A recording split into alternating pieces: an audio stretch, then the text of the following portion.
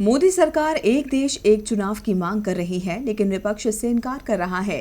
विधि आयोग की बैठक में भी तमाम विपक्षी दलों ने इस मांग को खारिज कर दिया था, लेकिन अब एक बार फिर मोदी सरकार एक देश एक चुनाव का राग अलाप रही है। बीजेपी के शीर्ष नेताओं की ओर से ऐसे संकेत मिल रहे हैं कि सरकार 11 राज्यों के विधानसभा चुनाव लोकसभा के साथ करा सकती है।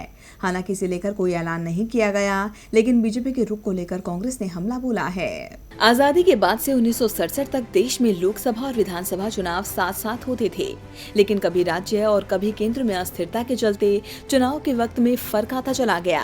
मगर अब एक बार फिर मोदी सरकार एक देश एक चुनाव पर जोर दे रही है।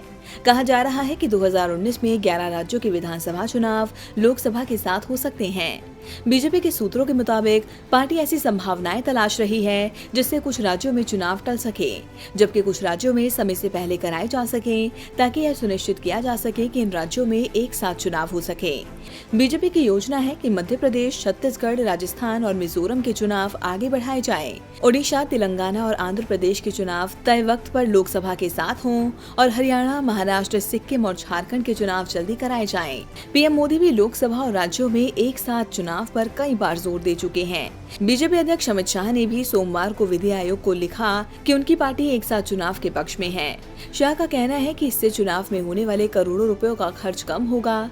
बीजेपी भले ही समय और खर्च बचाने का दावा कर रही है, लेकिन कांग्रेस ने इसे सेल्फ गोल करार दिया है।